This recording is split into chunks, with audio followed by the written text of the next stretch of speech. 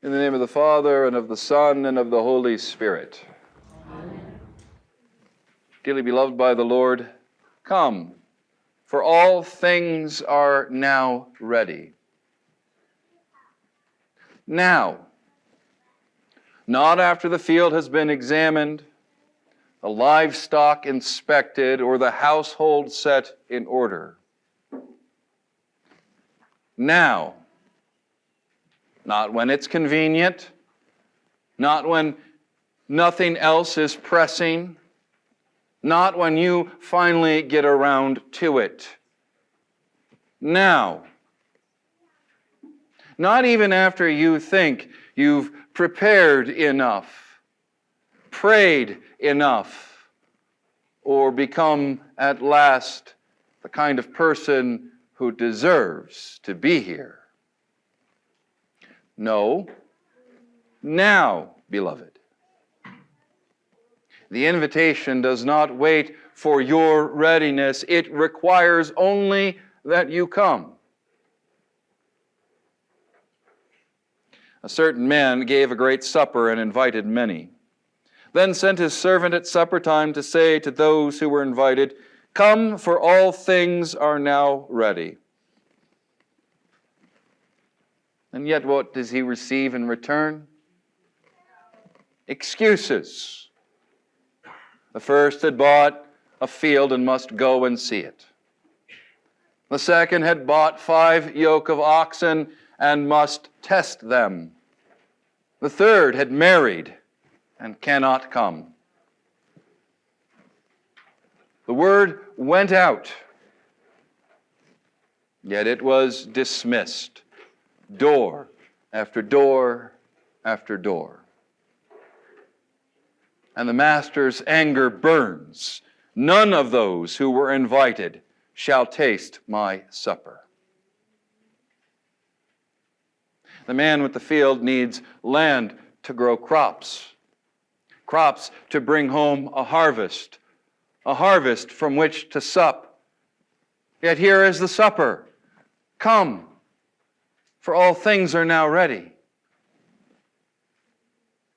The man with the oxen needs them to plow the ground so that something can grow, so that there will be something to eat. Yet here is meat indeed. Come, for all things are now ready.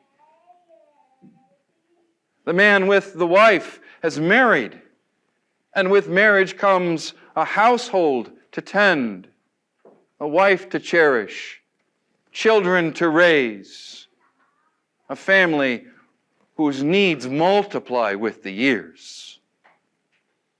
Yet here is the feast. Here is joy the world can neither give nor know. Come, for all things are now ready. The servant who had stood before them all had faithfully spoken his master's word, "Come, for all things are now ready," had been turned away. One refusal after another after another. Now he comes before his master, returning with not one guest, not one yes, not even with so much as a maybe. No, he returns only with the excuses of those who will not come.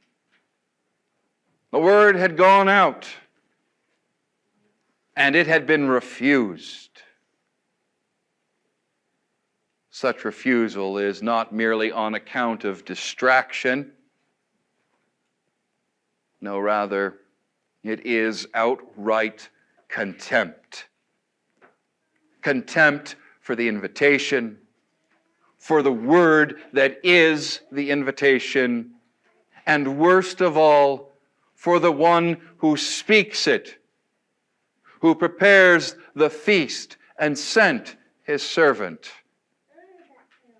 And so the master's decree stands.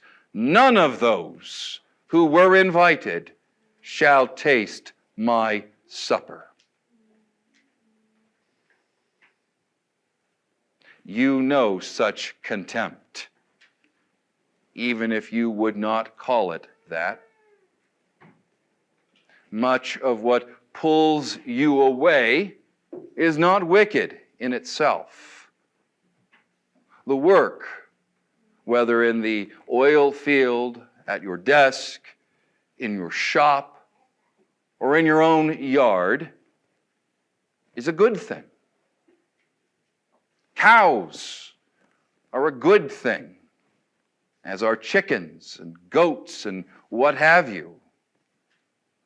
The retirement that was earned over decades is a good thing. Families are a good thing. Children and grandchildren, blessings from on high.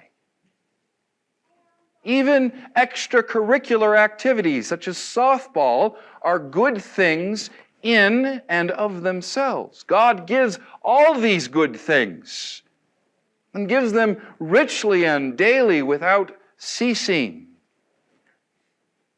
Yet when the very gifts are set against the invitation, against the word, they become the occasion of the same refusal. The servant comes, and the word sounds forth, "Come, all things are now ready."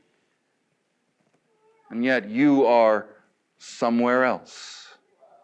If not in body, then in heart and mind. And the good things God has given you shut out the very God who gives them. The gifts remain good in themselves.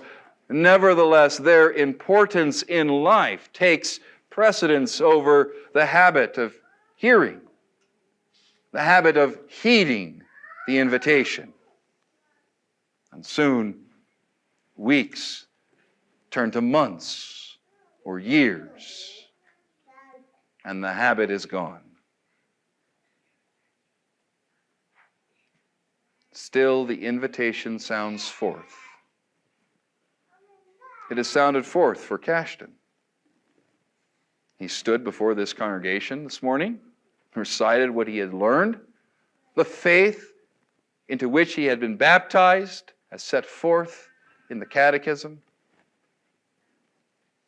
and he did a wonderful job. Even so, the feast was not waiting on his outward preparations any more than it waits on yours. The feast is already here, prepared. Cash, you know this. You've already been to this rail. You've already received the very body and blood of Christ Jesus, given and shed for you for the forgiveness of sins. The confession that you make this morning is not the cause of this gift. It is the response to it. And beloved, what Kashton confesses, you confess with him. Not as observers of his confirmation. On the contrary, you kneel with him in the same place as recipients of the same invitation, held by the same word. Come, for all things are now ready. All things are now ready for you, beloved. He who prepared this feast came down from heaven, was made man, suffered under Pontius Pilate, was crucified, died, and was buried. He descended, he rose. Every moment of his life, every drop of his sacred blood, every moment of his holy passion, all of it, the cost of that preparation. All of it in service of this one word, ready. His body, which was crucified, his blood, which was shed. Here they are. Here in this supper, the feast, prepared on the cross, given from this altar.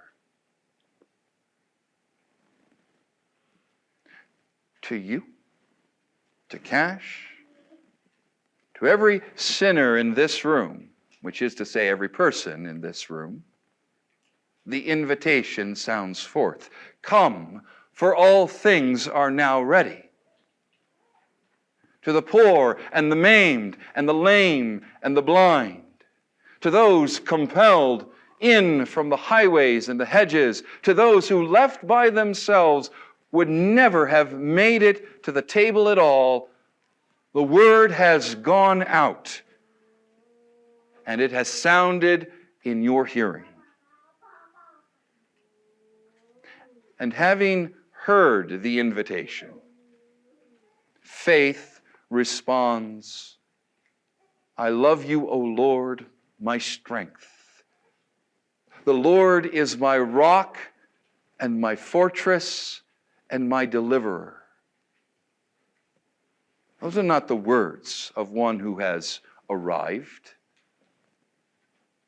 Those are the words of one who has been carried, who knows that their good things, land, animals, family, indeed all that is richly and daily provided, is not theirs to keep. They are Kashton's words. They are your words. They are the words of those who trust in these words, given and shed for you for the forgiveness of sins.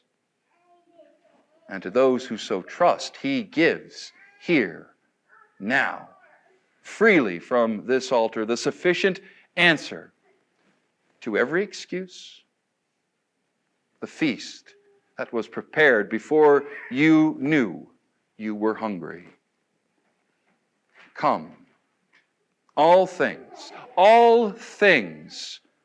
are now ready. In the name of the Father, and of the Son, and of the Holy Spirit.